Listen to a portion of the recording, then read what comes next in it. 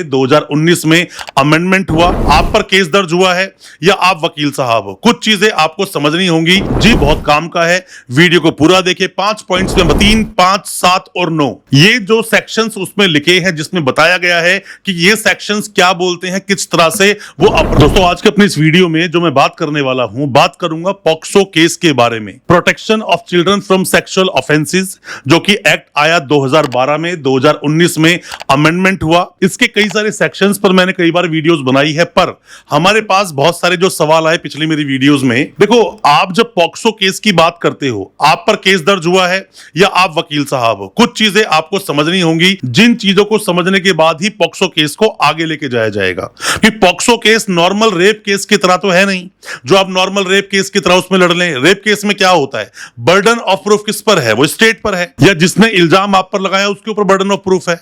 पर यहां पर बर्डन ऑफ प्रूफ एक्यूज पर होता है, एक्यूज को प्रूव करना है कि उसने ऐसा कोई अपराध नहीं किया। तो पॉक्सो के अंदर किन बातों का विशेष रूप से ध्यान रखना चाहिए किसी भी वकील साहब को, या फिर आप पर मुकदमा हुआ है तो भी किन किन बातों को विशेष रूप से आप ध्यान रखें, उन सब पर आज चर्चा करेंगे अपनी इस वीडियो के माध्यम से। ज्यादा कुछ जानने के लिए किन बातों को विशेष रूप से ध्यान रखें पॉक्सो केस में, दोस्तों बने रहिए हमारे इस वीडियो के साथ। दोस्तों, आप में से कोई भी नए वकील साहब है, कोई भी लॉ स्टूडेंट है, अभी वकालत शुरू की है, या आपका सगा संबंधी जानकार कोई भी अगर जेल में है या किसी पर पॉक्सो केस हुआ है, वीडियो बहुत काम का है, वीडियो को पूरा देखिए। 5 पॉइंट्स में बताऊंगा किन बातों को विशेष रूप से देखना चाहिए अगर आप पॉक्सो केस लड़ने जा रहे हैं। सबसे पहली बात दोस्तों, सेक्शन 29 को आपको कभी भूलना नहीं चाहिए। सेक्शन 29 बोलता है कि 3, 5, 7 और 9 ये जो सेक्शंस उसमें लिखे हैं, जिसमें बताया गया है कि ये सेक्शंस क्या बोलते हैं, किस तरह से वो अपराध आगे बढ़ता है। बट जो इसकी पनिशमेंट है, सेक्शन 3 की 4 में है, 5 की 6 में मिलेगी, 7 की 8 में मिलेगी और 9 की 10 में मिलेगी। ये चीजें आपको समझनी होगी। अगर ये कोई भी सेक्शंस लगे हैं आप पर, इनके अंदर अगर केस दर्ज हुआ है 4, 6, 8, 10, तो इसमें बर्डन ऑफ प्रूफ एक्यूज पर है। एक्यूज को यही माना जाएगा कि उसी ने अपराध किया है। मतलब कोर्ट में जैसे ही लेकर आएंगे एक्यूज को, इसको प्रिजम्पशन बोलते हैं, प्रिजम्पशन ऑफ गिल्टी। प्रिजम्पशन क्या बोलता है, जैसे ही एक्यूज को कोर्ट में लेकर आएंगे तो जज साहब यही मानकर केस को आगे बढ़ाएंगे कि इसी ने यह अपराध किया है। यह बात आपको भूलनी नहीं चाहिए। अगर आपने सोचा कि नहीं, बर्डन ऑफ प्रूफ तो स्टेट पर है, या फिर जिसने मुझ पर यह इल्जाम लगाया वो प्रूफ करेगा, ऐसा पॉक्सो में नहीं होता। आपको इस बात को बहुत भली भांति जान लेना चाहिए। अब बात करते हैं दोस्तों दूसरे पॉइंट। इसमें टोटल सेक्शंस कितने हैं? 46 टोटल 46 सेक्शंस है। कोई ये जो एक्ट है, इतना बड़ा एक्ट नहीं है जिसमें आपको सालों लगे पढ़ने के लिए। बट फिर भी जब केस आपके पास आता है और जब आप पॉक्सो केस को प्रेजेंट करने जाते हैं कोर्ट में, तो ये विशेष चीजें तो आपको याद होनी ही चाहिए। दूसरी बात दोस्तों आती है बच्चे की गवाही। हर एक केस अलग होता है।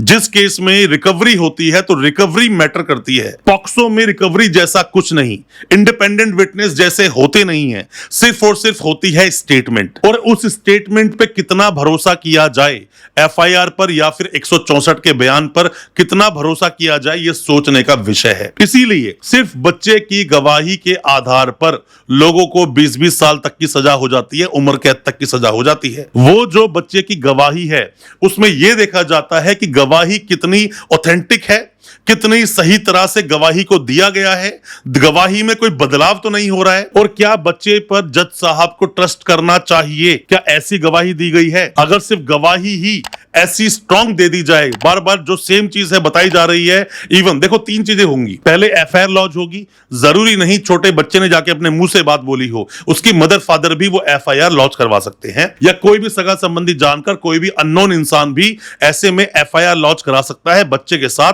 कोई भी अगर घटना घटित हुई है तो। अब इसमें बच्चा बताएगा उसके साथ में क्या हुआ 164 के बयान में। उसके बाद होती है गवाही। गवाही मतलब कि चार्जेस फ्रेम हो गए, चार्जेस फ्रेम होने के बाद में गवाही होती है। क्या बोलता है पॉक्सो का सेक्शन, क्या बोलता है पॉक्सो एक्ट? पॉक्सो एक्ट ये बोलता है जिस दिन कॉग्निजेंस लिया गया, मतलब जिस दिन संज्ञान ले लिया जज साहब ने, उसके 1 साल के अंदर अंदर पूरा केस खत्म कर दो, सजा सुना दो या किसी को बरी कर दो। और जो बच्चे की गवाही है वो 30 दिन के अंदर अंदर करवा दो, जिस दिन आपने संज्ञान लिया। तो इसको बहुत जल्दी खत्म करने के लिए बातें बताई गई हैं इस एक्ट में, पर क्या इतनी जल्दी केस खत्म होता है? कई सारे मामले 5-5 साल से पेंडिंग है। दोस्तों, जो सीरियस मामले होते हैं ना, मतलब जो जेन्युइन मामले होते हैं, उनमें तो लोगों को सजा होनी भी चाहिए। बट क्या पॉक्सो का मिसयूज नहीं होता है? आप में से किसी पर भी केस अगर ऐसा हुआ है, कमेंट बॉक्स में जरूर बताना। और आप वकील साहब जो केस लड़ रहे हैं, तो आपका केस क्या बोलता है, क्या जेन्युइन है, वो भी बताना। क्योंकि आजकल क्या है, एक लड़का लड़की के रोमांटिक रिलेशन को, लड़की की उम्र 17 साल तो भी पॉक्सो लगेगा, 18 साल से कम एज अगर है तो पॉक्सो लगेगा। कंसेंट जैसा इसमें कुछ चलता नहीं। तो ऐसे में केस दर्ज होते हैं और लड़का सालों साल जेल में रहता है, बाद में सजा तक हो जाती है। इसलिए मामला बहुत सीरियस है। अब बात करते हैं तीसरे पॉइंट की, क्या ध्यान रखना चाहिए जब भी आप पॉक्सो केस लड़ते हैं या जब भी आप पॉक्सो केस लड़वाते हैं अपने वकील साहब से। तो उसमें एफआईआर, 164 के बयान और साथ में ही जो चार्जशीट है, इन तीनों चीजों को, साथ में ही मेडिकल को भी देखना चाहिए बड़े ध्यान से। मेडिकल में अगर कुछ आ गया और ये प्रूव कर रहा है कि हां बच्चे के साथ कुछ हुआ है, फिर तो दोस्तों भगवान ही आपको बचा ले तो एक बात अलग है। पर कई बार ऐसा भी होता है कि ऐसे कुछ पॉइंट्स पर केस लड़े जाते हैं जहां से कि लड़ने का मुद्दा मिल जाता है और बाद में बरी भी हो जाते हैं लोग। बट मैक्सिमम मामलों में अगर मेडिकल हुआ और मेडिकल में कुछ आया या फिर डीएनए मैच हो गया या फिर एफएसएल में कुछ आ रहा है, तो ऐसे में ज्यादातर लोगों को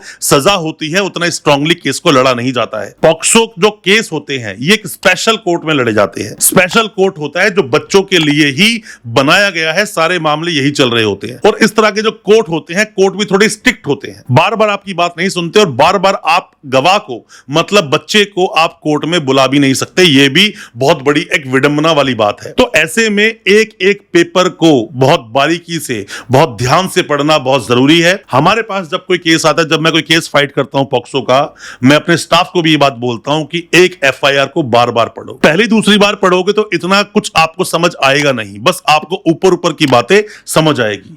तीसरी बार एफआईआर पढ़ोगे कुछ अलग आएगा। चौथी बार जब आप एफआईआर पढ़ोगे तो पूरा समझ जाओगे केस कितना जेन्युइन है और केस में क्या क्या फर्जी चीजें हो सकती हैं इस केस में। इसीलिए बार बार पढ़ना चाहिए, हर पेपर को समझना चाहिए।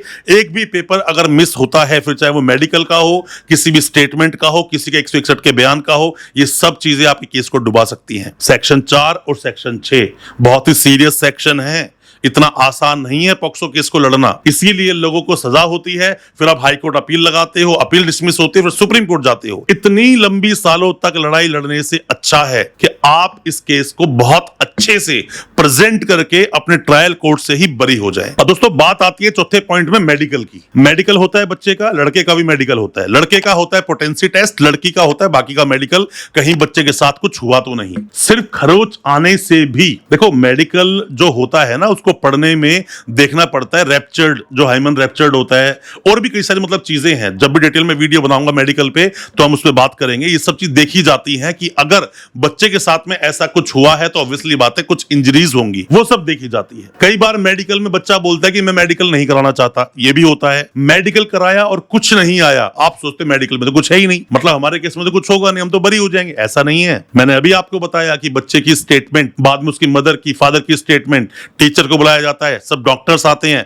फिर आईओ आता है, ये सब चेन बन जाती है दोस्तों। इतना इजी नहीं है। आप सोचोगे सीसीटीवी फुटेज लाएंगे, इंडिपेंडेंट कोई गवाह लाएंगे, और मैं पहले ही आपको बताया था 313 की जो स्टेटमेंट होती है उसमें 315 के बयान भी कराने चाहिए। ये क्या है, इस पर डिटेल वीडियो बनाऊंगा। अगर आप सवाल पूछेंगे कमेंट बॉक्स में सवाल पूछना या व्हाट्सएप भी कर सकते हो। अब बात करते हैं मेन मुद्दे की, जो पांचवा पॉइंट है। पांचवा पॉइंट दोस्तों क्या है, मैंने मैक्सिमम केसेस में ये देखा है कि जब भी किसी पर पॉक्सो केस होता है, और ऑलमोस्ट रोज जो हमारे पास इंक्वायरीज आती हैं कि पॉक्सो के बारे में कुछ पूछना है। दोस्तों आप भी अगर ऑनलाइन कंसल्टेंसी लेना चाहते हो, दिए गए नंबर पर व्हाट्सएप करना, ऑनलाइन कंसल्टेंसी आप ले सकते हो, सवालों को पूछ सकते हो, केस को डिस्कस कर सकते हो। तो जो हमारे पास कॉल्स आते हैं पॉक्सो के रिगार्डिंग, तो पॉक्सो में अलग अलग तरह के सवाल पूछे जाते हैं। सबके दिल में एक ही पहले सवाल, एक ही क्यूरियोसिटी, बेल करा दो। दोस्तों पॉक्सो में बेल लेना इतना आसान होता है क्या? पॉक्सो में इतना आसान बेल लेना नहीं होता। मैंने पहले भी जजमेंट बताया था, एक जजमेंट आया था x versus state of Rajasthan, उसका रिसेंट का भी जजमेंट है जिसमें बोला गया कि बेल देने के लिए ढिलाई बरतनी चाहिए। बेल इतनी आसानी से नहीं देनी चाहिए, मतलब बेल का जो प्रोसेस स्लो डाउन कर देना चाहिए। एक और